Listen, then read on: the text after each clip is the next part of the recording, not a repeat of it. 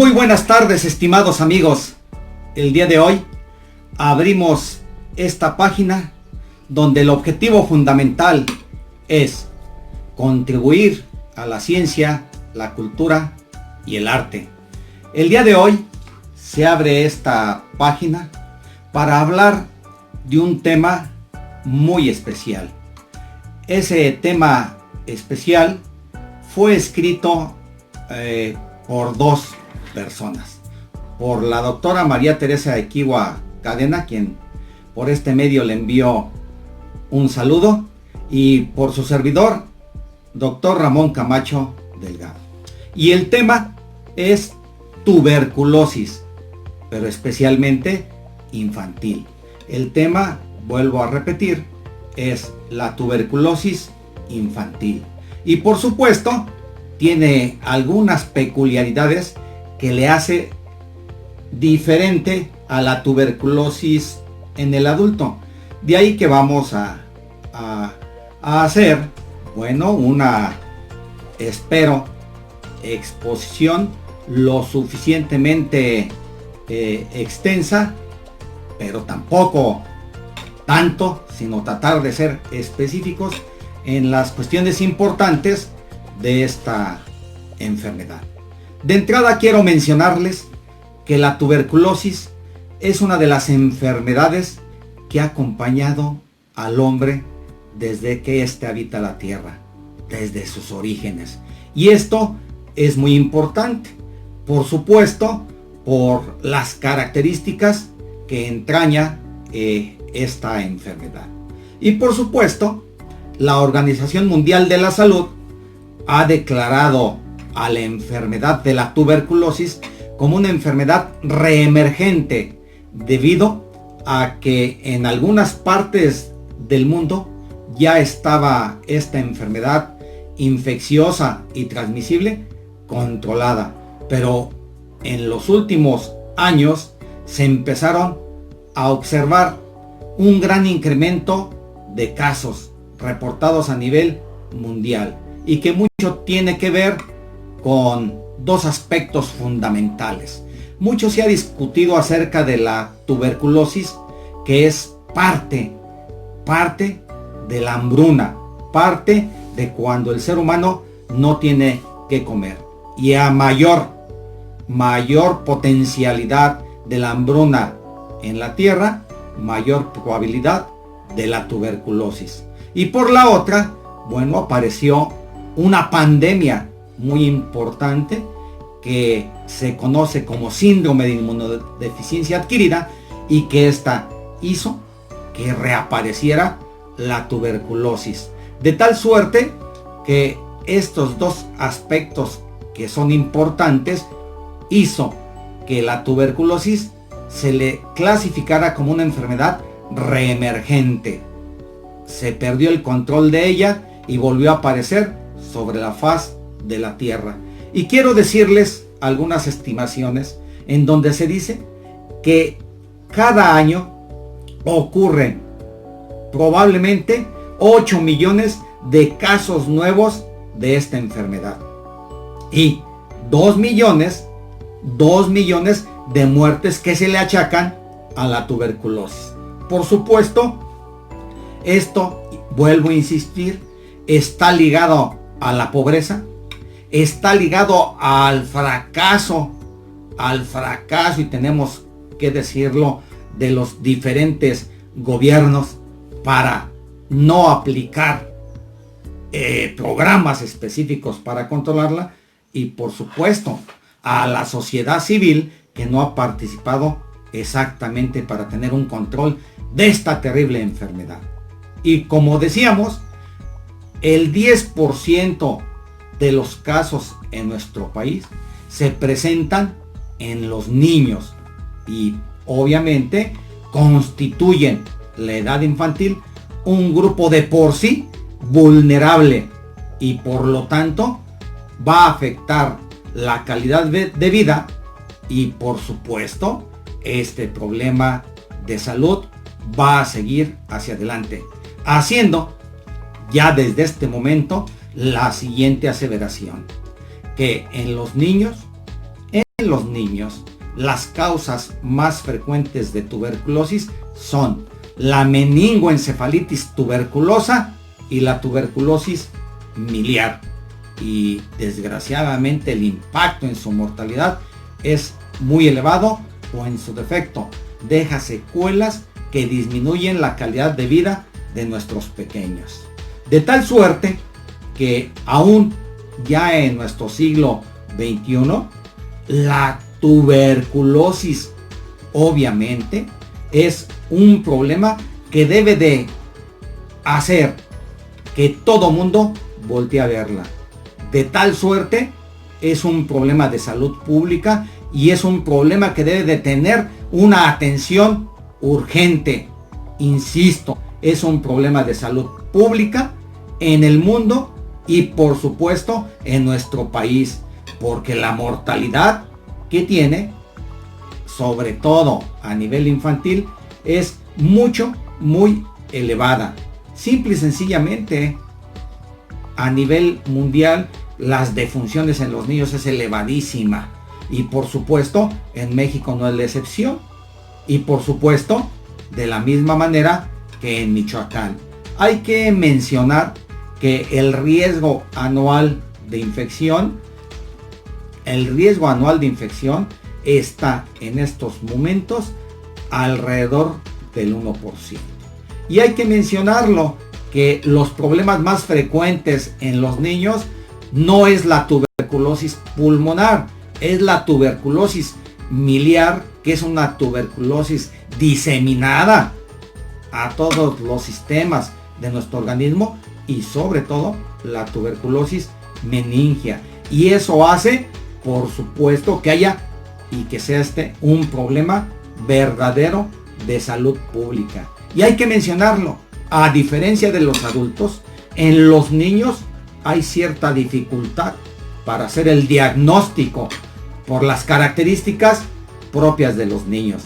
Y por supuesto, la proporción de niños en riesgo de infección de la tuberculosis infantil va a depender del tiempo de la exposición, de la oportunidad en su atención, en diagnóstico oportuno, y por supuesto es característico de ambientes familiares bacilíferos. Es trascendental, porque la tuberculosis en los niños siempre habrá un adulto a su lado quien está de manera activa teniendo tuberculosis. Y por supuesto, y desgraciadamente, vuelvo a insistir, las variedades clínicas en los menores de 5 años son las formas graves de tuberculosis. Eso lo hace un verdadero problema de salud pública. Y por supuesto, es tanto que, o una de dos, deja incapacidad en muchos de los casos para toda la vida, o en su defecto, simple y sencillamente, presenta tasas muy altas de mortalidad. Y por supuesto, insisto, a diferencia de la tuberculosis del adulto, la tuberculosis en los niños, sus formas clínicas, pues obviamente habitualmente son paucivacilares. Tal vez haya un menor riesgo de transmisión de la enfermedad, y por supuesto, esto explique de alguna manera la tuberculosis infantil, donde se requiere un ambiente familiar o en contacto directo con un adulto tuberculoso que está expectorando los bacilos, y que habitualmente no permite la identificación del caso y genere la tuberculosis infantil. Y claro, es obvio que nosotros sabemos que sí hubo algún avance significativo cuando se identificó al agente causal desde el punto de vista microbiológico, pero por supuesto el problema es en el desarrollo de la enfermedad, y que esto sigue de una infección pues latente. También puede aparecer en cualquier etapa de la vida una enfermedad de tuberculosis en cualquiera de sus entidades clínicas. De tal suerte, vuelvo a repetir, que la Organización Mundial de la Salud estima que en el mundo, la tuberculosis en los niños tiene un margen muy amplio de presentación y puede ir desde el 5 al 30% de todos los casos reportados. Y por supuesto, esto hace que esa variabilidad va a ser diferente dependiendo la región en el mundo donde se presente, y sobre todo tiene una característica común: el control de las poblaciones en la miseria, en la pobreza, y es de ahí donde se presentan los casos de tuberculosis. Y por supuesto, se dice que 9 millones de casos nuevos de tuberculosis que se reportan cada año en el mundo, 1.300.000 son en menores de 15 años de edad. Y por lo tanto, también de la proporción de los 3 millones de muertes que se registran anualmente, 450.000 pertenece a ese grupo etario de niños. Y por supuesto, en nuestro país, donde se acepta, de acuerdo al Coneval, una tasa elevada de pobreza, pues obviamente los casos de tuberculosis se presentan en una buena proporción en los estados de la República o entidades federativas más pobres. Tenemos a Guerrero, a Veracruz, pero bueno, también Nayarit, donde existen altos niveles de pobreza, y por supuesto, donde haya marginación, donde haya municipios en extrema pobreza, habrá tuberculosis, y desgraciadamente habrá tuberculosis infantil. De tal suerte que por definición se dice que la tuberculosis es una enfermedad infecciosa crónica causada por el desarrollo progresivo de la bacteria Mycobacterium tuberculosis, y por supuesto muestra signos y síntomas e imágenes también desde el punto de vista radiológico, y que se asocia en algunas ocasiones también a algún tipo de inmunodeficiencia. Ya decíamos que en las últimas décadas, o a partir de la mitad de la década de los 80, aparece el síndrome de inmunodeficiencia adquirida y reemerge la tuberculosis.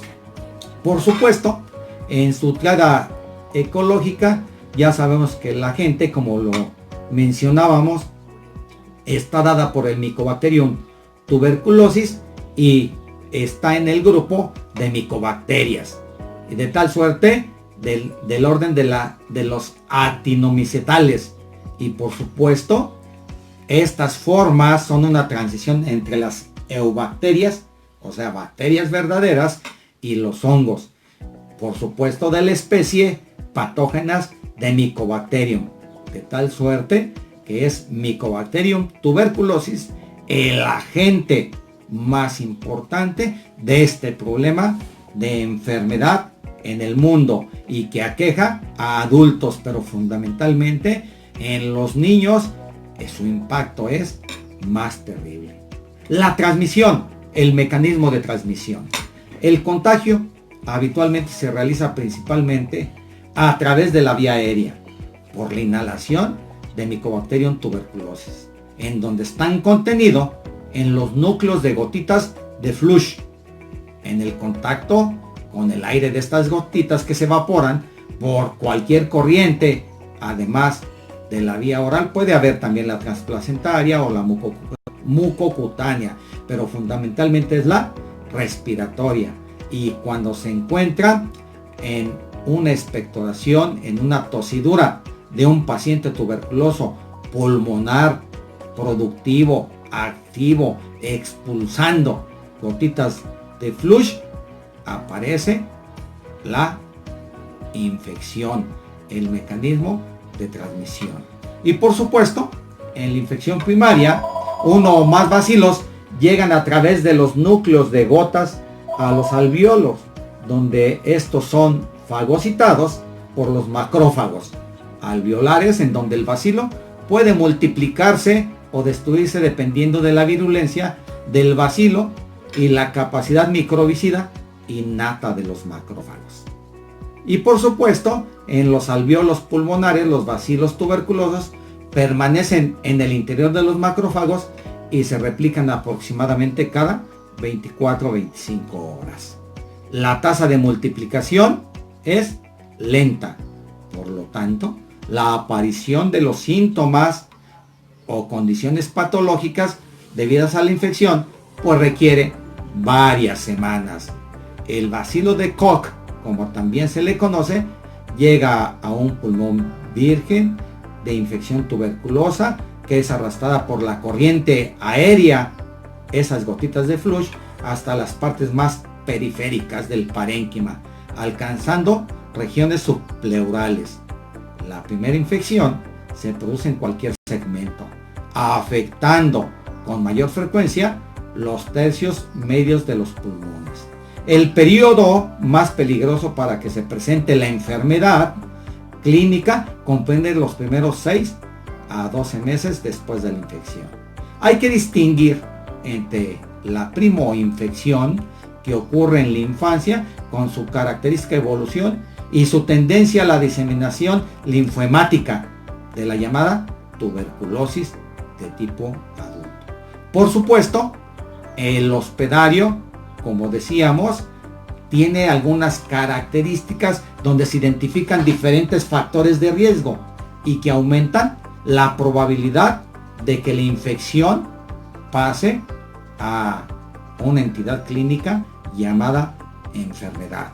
Y por lo tanto, repetimos, la pobreza, la desnutrición, específicamente en la carencia proteica, enfermedades debilitantes, como lo hemos dicho, como el virus de inmunodeficiencia humana, y por supuesto, los tratamientos que pueden ser prolongados con drogas inmunosupresoras. Y pues la edad también es muy importante. Y la edad infantil, como decíamos, es importantísima. Y el medio, por supuesto, la tuberculosis es una enfermedad causada por el desarrollo progresivo y crónico de la bacteria. Muestra signos y síntomas, por supuesto, característicos.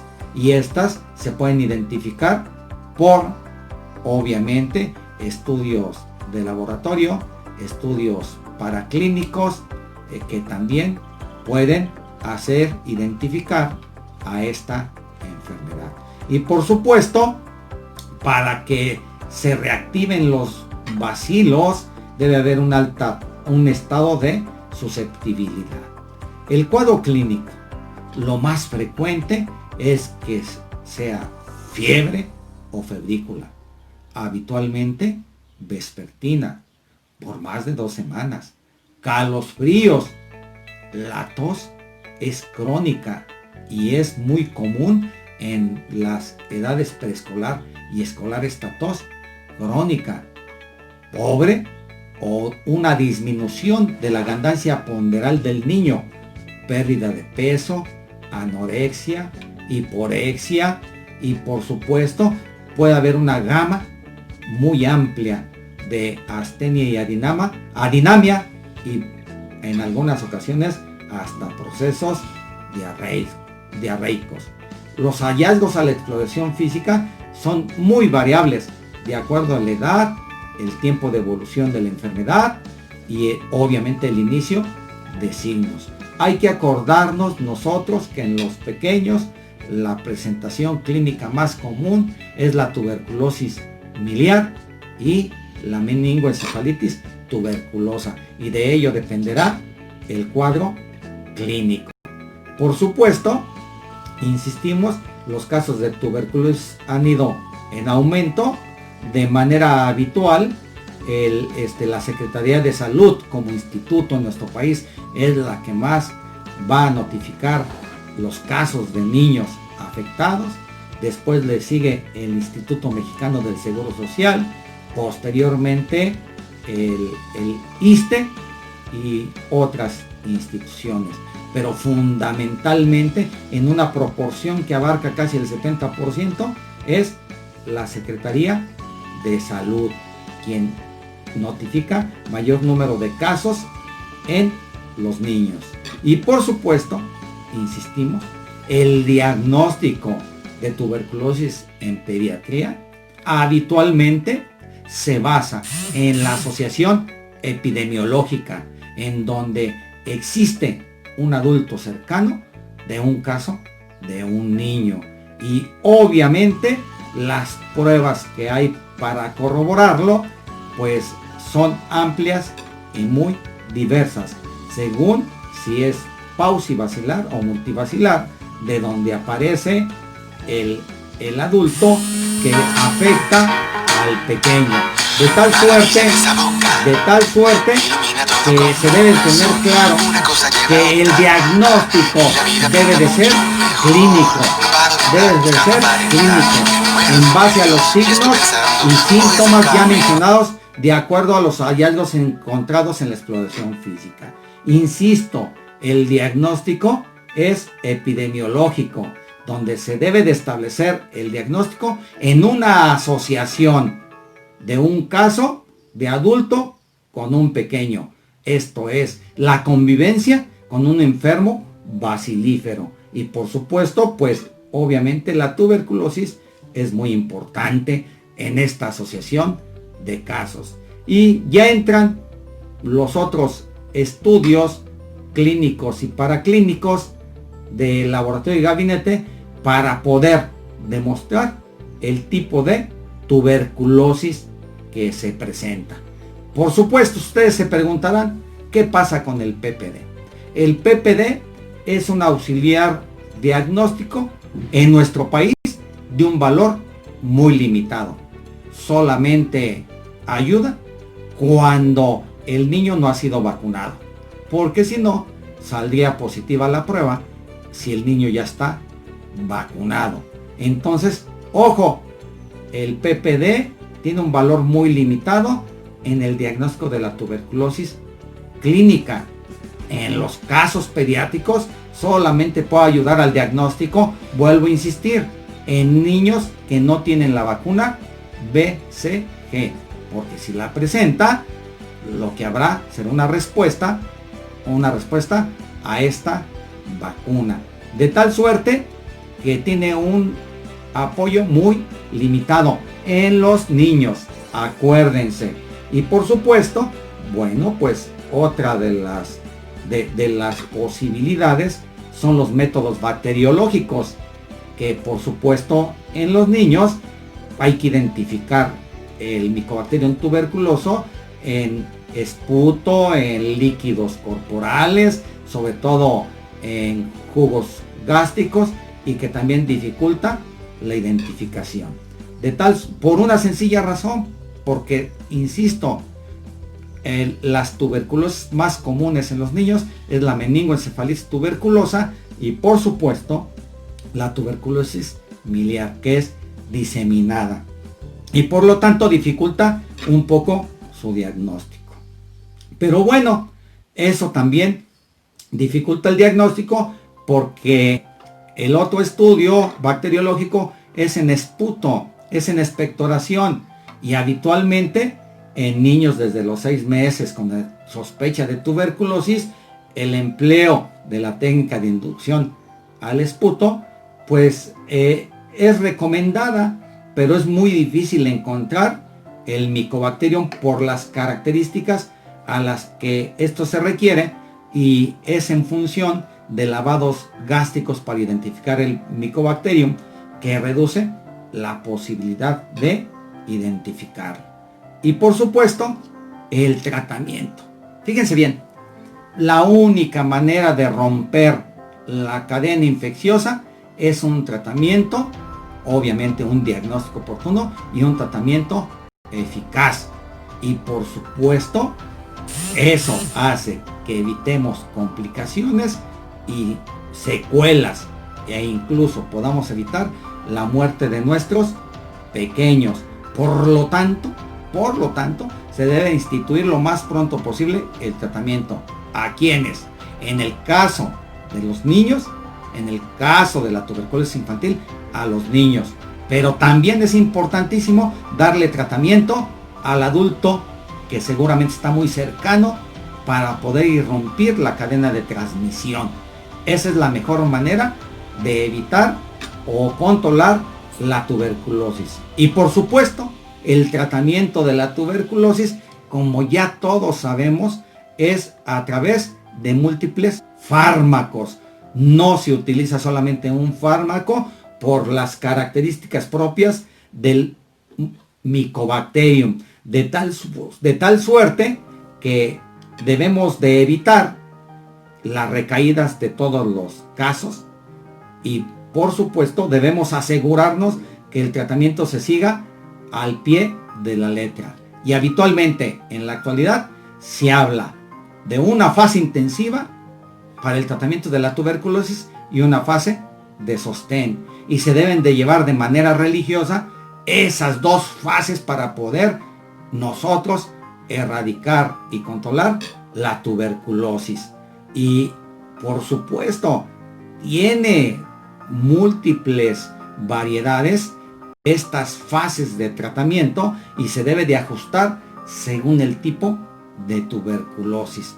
Y por supuesto que esto trae algunas dificultades, porque en los niños se debe dar el tratamiento de acuerdo a los miligramos por kilogramo de peso, porque hay que recordar que los fármacos antituberculosos también tienen efectos adversos y por lo tanto tenemos que cuidar que esos niños sí curen, pero también hay que evitar que tengan los eventos o reacciones adversas de los diferentes fármacos.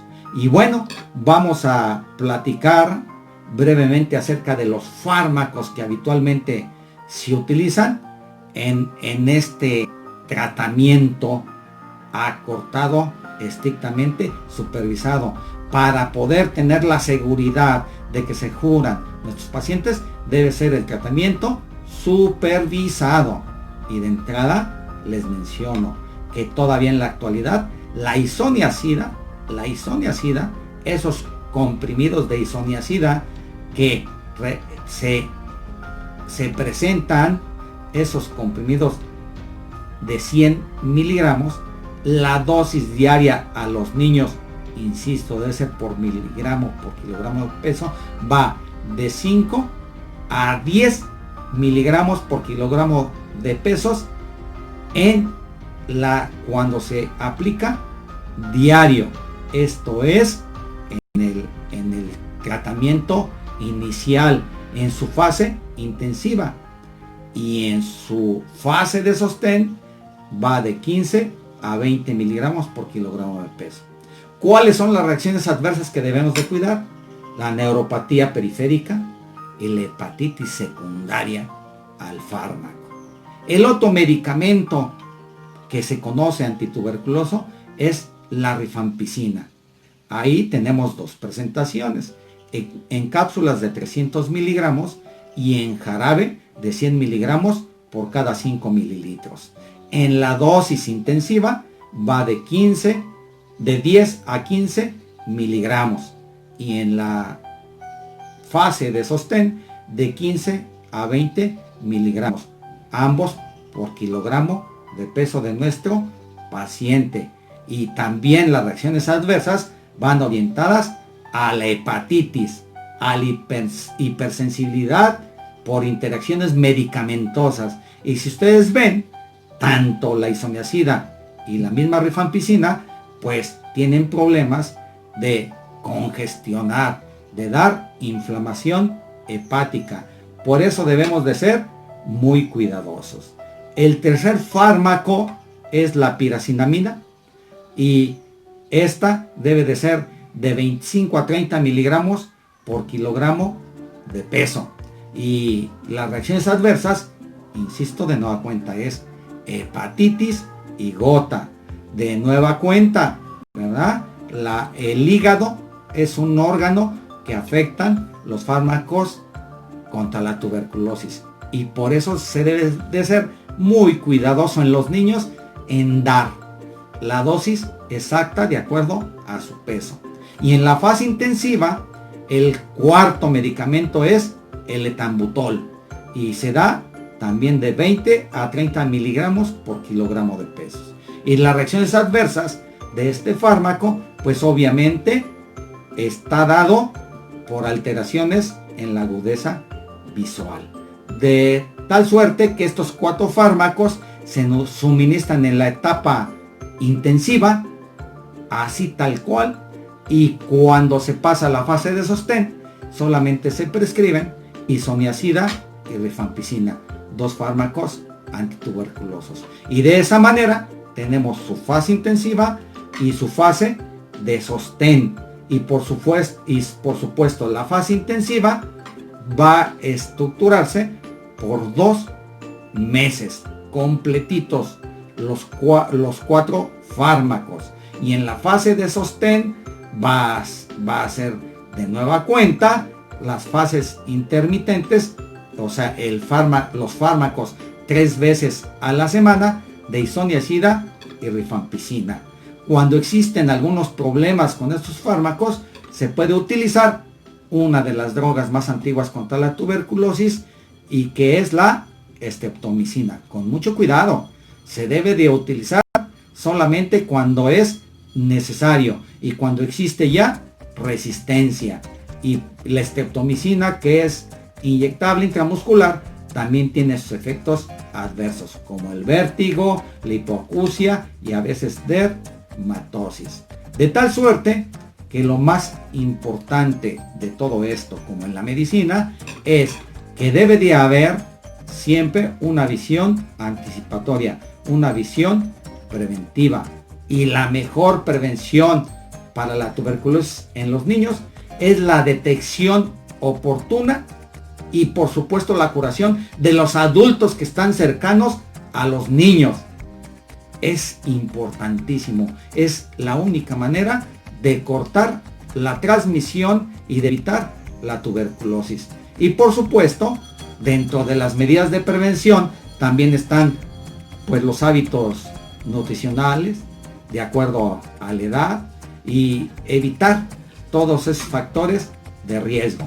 La vivienda también juega un importante papel debido a que debe de brindar seguridad, ventilación, iluminación, debe ser la vivienda confortable y por supuesto, de nueva cuenta insisto, esta habitación iluminada, ordenada, ventilada, sin cambios bruscos de temperatura, con la introducción de rayos solares, un aseo adecuado, es importantísimo.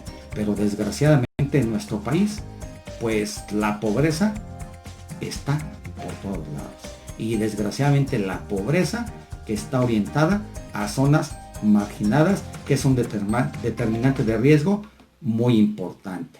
Y por supuesto, debemos de saber que en la medida en que se identifique al adulto bacilífero con tuberculosis, nosotros evitaremos la tuberculosis infantil.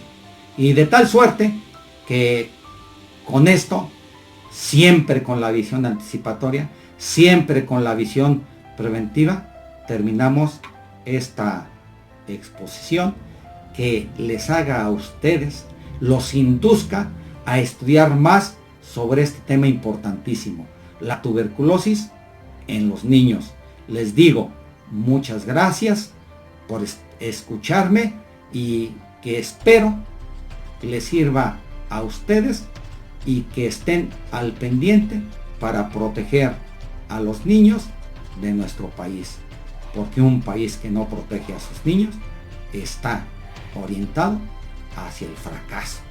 De tal suerte que nosotros, como trabajadores de la salud, ustedes, compañeros médicos, ustedes, médicos en formación, deben de tener claro que la única visión debe de ser la anticipatoria, la preventiva y en este caso la curativa identificación de los casos de los adultos para evitarlo en los niños. Espero que les sirva, insisto.